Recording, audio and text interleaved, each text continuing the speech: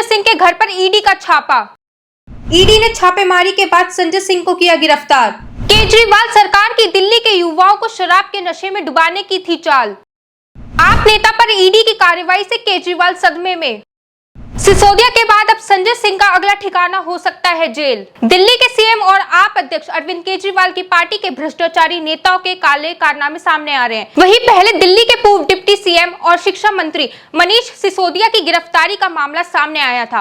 ED ने सिसोदिया को आबकारी नीति मामले से जुड़े मनी लॉन्ड्रिंग मामले में गिरफ्तार किया, तो वहीं दूसरी तरफ दिल्ली के स्वास्थ्य मंत्री सत्येंद्र जैन को भी मनी लॉन्ड्रिंग मामले में ईडी ने गिरफ्तार किया था। और अब ईडी ने शराब नीति घोटाले के मामले में आज 4 अक्टूबर को आप राज्यसभा सांसद संजय सिंह के घर सुबह 7 बजे छापा मारा है। ईडी के अधिकारियों ने बताया कि इस मामले से जुड़े कुछ और लोगों के घर छापेमारी की गई है। आपको बता दें कि संजय सिंह के घर ईडी की छापेमारी मारने से विपक्ष लगातार प्रधानमंत्री मोदी और केंद्र सरकार पर निशाना साध रहे हैं। आम आदमी पार्टी की प्रवक्ता रीना गुप्ता का कहना है कि संजय सिंह के घर ईडी की छापेमारी इस कारण से हुई क्योंकि संजय सिंह ने राज्यसभा में प्रधानमंत्री मोदी और कारोबारी गौतम अडानी का मुद्दा उठाया था और इस पर कांग्रेस समेत कई विपक्षी दलों के सांसदों का भी समर्थन मिला। उन्होंने आगे कहा कि पीएम मोदी अपनी तानाशाही चलाने की कोशिश कर रहे हैं। कांग्रेस नेता उदित राज ने भी संजय सिंह पर हुई ईडी की कार्रवाई की निंदा की है। वहीं दूसरी तरफ उदित राज ने भी बीजेपी पर हमला बोलते हुए कहा कि ईडी बीजेपी के सहयोगी गठबंधन है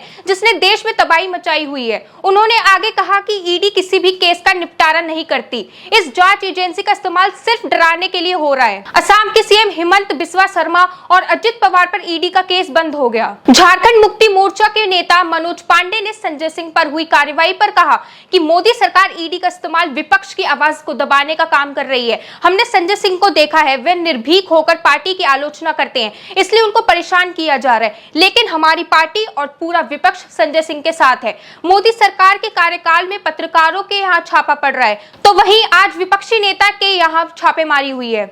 मोदी सरकार लोकतंत्र को समाप्त करना चाहती है। वहीं शिवसेना सांसद संजय राउत ने कहा संजय सिंह सांसद हैं और निर्भय पत्रकार रहे हैं, उनके घर में छापेमारी हो रही है, हमारे ऊपर छापेमारी होती है, महाराष्ट्र, पश्चिम बंगाल, छत्तीसगढ़, झारखंड में होती है, लेकिन गुजरात, मध्य प्रदेश, असम और अन्य जहां उनकी सरकार है उधर छापेमारी क्यों नहीं होती? अगर जानकारी चाहिए तो हम जानकारी देंगे कि किधर घपले हो रहे हैं। संजय सिंह के घर जिस तरह से छापेमारी चल रही है उससे मुझे लगता है कि ये तानाशाही की हद है। दिल्ली सीएम अरविंद केजरीवाल और उनकी पार्टी के नेता भ्रष्टाचारी हैं। केजरीवाल ने दिल्ली में शराब नीति चलाई जिसमें केजरीवाल सरकार ने शराब पर by one get one free की स्कीम चलाई थी। आम आदमी पार्टी का काम है दिल्ली की जनता को पागल बनाना। केजरीवाल हर बार ये कहते हुए नजर आते कि मोदी सरकार दिल्ली में हमें काम नहीं करने देती। क्या शराब नीति मोदी सरकार ने चलाने के लिए कहा था? आपने ये मुहावरा तो सुना होगा कि गधे को बाप बनाना, यही काम केजरीवाल कर रहे हैं। जब केंद्र सरकार द्वारा लाए गए दिल्ली अध्यादेश का संसद में विरोध करने के लिए केजरीवाल ने बिहार के सीएम नीतीश कुमार, पश्चिम बंगाल की सीएम ममता बनर्जी, महाराष्ट्र के पूर्व सीएम उद्धव ठाकरे से मीटिंग कर अध्यादेश बिल का संसद में विरोध करने के लिए समर्थन मांगा। उनका कहना था कि अगर आप इस बिल का विरोध करने में मेरा साथ देंगे तभी मैं गठबंधन का हिस्सा बनूंगा। और आज वही विपक्षी नेता संजय सिंह पर हुई कार्रवाई की निंदा कर रहे हैं। एक के बाद एक आम आदमी पार्टी के नेताओं के सर पर ईडी की छापेमारी का पहाड़ टूट चुका है। इन्हें कौन समझाए कि बुरे कर्मों का फल बुरा ही होता है। कहते हैं ना कि झूठ के पैर ज्यादा लंबे नहीं होते, झूठ ज्यादा देर तक नहीं चल सकता। यही हाल अभी आप नेताओं का है। विपक्षियों के हमलों और टिप्पणियों का दिल्ली के भाजपा अध्यक्ष वीरेंद्र सचदेवा ने पलटवार करते हुए कहा कि दिल्ली के शराब घोटाले में आप सांसद संजय सिंह के यहां आज जांच एजेंसी ने छापेमारी की है। इस मामले में दिल्ली सीएम अरविंद केजरीवाल और उनके कट्टर ईमानदार नेताओं के चेहरे बेनकाब होंगे। इन्होंने दिल्ली की जनता को लूटा है। चार्जशीट में पहले से संजय सिंह का नाम